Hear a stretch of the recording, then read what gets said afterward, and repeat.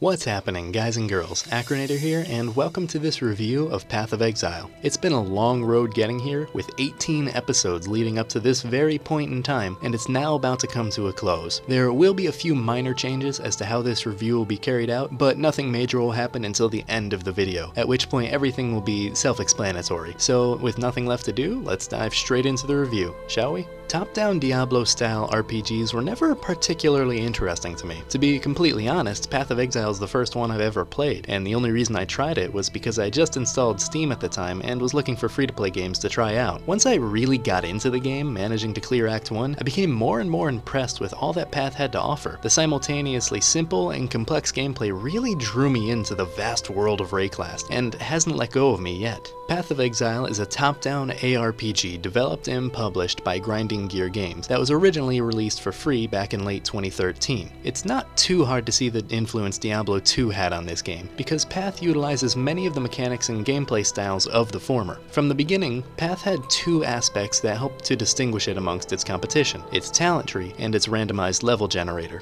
If you've never seen Path of Exile's talent tree, it's reminiscent of a microchip, spreading out in any and every direction you can imagine. Players have hundreds, if not thousands, of paths they can take, fostering a deep feeling of pride when you make a successful character. That in itself can prove stressful and aggravating, however, as making a character that can successfully knock down all obstacles laid down for you can be nigh impossible in certain situations. While it is possible to go literally anywhere you want with your characters, there are specific stats and abilities that will help them grow more so than others. For example, buffing up your character's physical damage might allow them to take down enemies extremely fast, but without any talent points spent on defense, you'll likely find yourself dying just as quickly. Balancing stats that you want with the ones that you need can be tricky to master, and can possibly be game-breaking for new players without the knowledge or patience for learning how to do so. Like most Diablo-style games, Path of Exile is very much a loot grind. The difference between running through levels with white gear as opposed to blue and up gear is as night and day. Similar to the difficulty new players might have with the intricate talent tree system, there's somewhat of a learning curve when deciding what kind of armor is most appropriate for your character. Even after knowing what type of armor you're looking for and finding it amongst the vast loot drops can have its own difficulties. While loot drops in droves, the vast majority of it won't be of any use to you unless you're rocking tons of alts. You get very used to leaving mountains of useless loot in your wake and sorting through large caches to find a single piece of gear that you want. Personally, this aspect of Path never bothered me too much, but I can't blame anyone who's intimidated by the fact. As previously stated, Path's level randomization is something that has always set it apart from the crowd. This mechanic makes the replayability nearly infinite and allows for players to make multiple characters without feeling bored of the same old thing. This randomization doesn't just change the layout of the levels, however, but also the placement of the common mobs and mini-boss generation throughout the stage. While the overall occurrences that go on within a level are relatively similar, you'll never go through the same experience twice. As a result of such randomness, there are those rare happenings where the level piles mini-bosses onto a boss room. Normally this would infuriate players to the point of giving up, and I could certainly understand being aggravated when playing on the harder difficulties, especially the ones that don't allow very many deaths. But these happen so rarely that they're usually funnier than not when they do happen. While Path of Exile has a very appropriate method of slowly introducing new and more difficult enemies to the player as they progress, there are certain areas that feel far more difficult than they probably should. Now, I'm all for a fair challenge, but having NPCs that can effectively render your character useless for all but running in circles feels like anything but. Areas like the Lunaris Temple, Hedge Maze, and the entire second half of Act 4 feel far too difficult for their own good. It would be easy to forgive these areas if their problems were just related to improper difficulty scaling with the New Game Plus experience, but all of these have major inconsistencies on the first playthrough. The newest addition to the game's content, Act 4, is by far the biggest perpetrator of this. Despite having multiple patches since its release that greatly nerfed the experience, Act 4 is still riddled with problems. Once you reach the Kaum Dureso boss fights just before entering the beast's stomach, the complexity and damage output for every encounter increases exponentially. By the time you reach the final boss, Malachi, you're stuck trying to dodge dozens of unique mechanics while still trying to deal enough damage to kill the bastard. This problem could be fixed relatively easily by just removing about 1/2 to 2/3 of the mechanics for the lower difficulties. It's not unreasonable to expect a maxed out character to deal with such complexities, but forcing a level 40 to trek through such a fight should be considered cruel and unusual usual punishment. Despite the difficulty, Grinding Gear Games does listen to their players, quite intently in fact. Even though Act 4 still has a long way to go for me to consider it balanced, there have been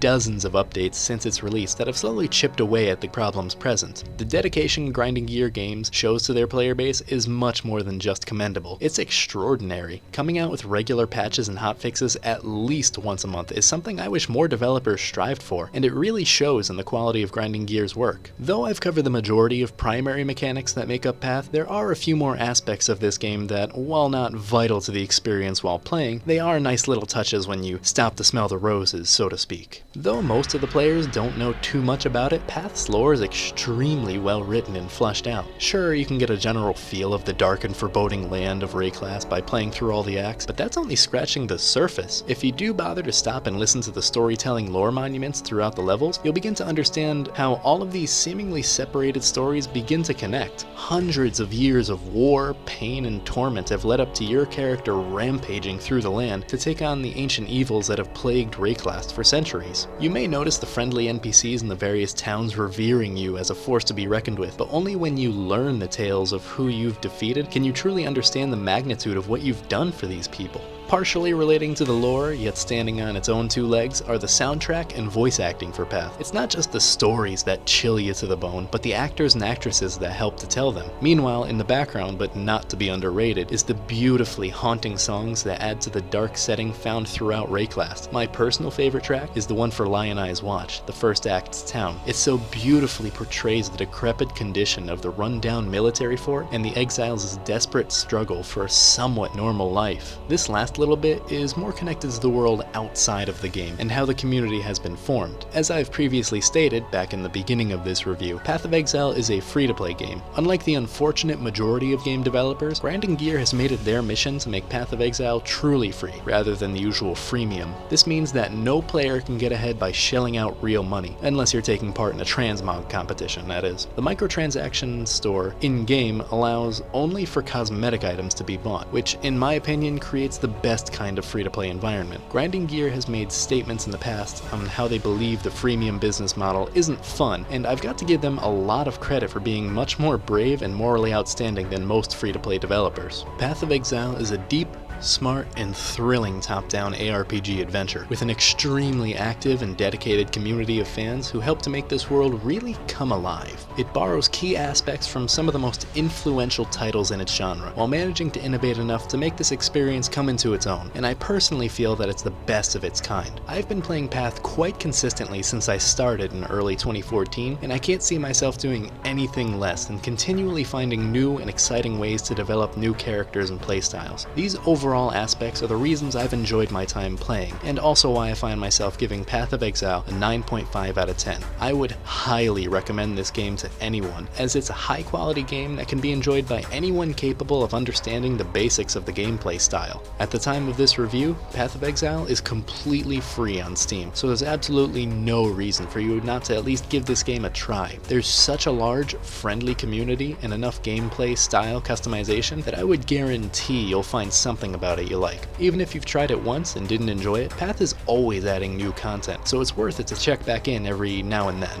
That's all for this review, so leave your comments in the comment section below about your thoughts on this review as a whole, as well as what you'd like to see me play next. I already have the next Let's Play set up to replace Path's slot in the rotation, but that doesn't mean that the next one I do couldn't be taken from viewer recommendations. And as always, the comment question still stands. Try and guess the intro and outro songs to my videos. They're always the same, I never change them. Be sure to follow me on Instagram for the latest updates on when I'll be uploading YouTube videos, as well as when I'll be streaming on Twitch and other random gaming related posts. Be sure to check out my partner in crime, Sir John Mac's channel. He posts something every now and then, and it's usually pretty entertaining, whatever it is. So if you like this video, be sure to click that thumbs up, and if you want to see more like it, maybe even subscribe. I'd really appreciate it. And that's all the time I've got for today, guys. So until next time, don't die.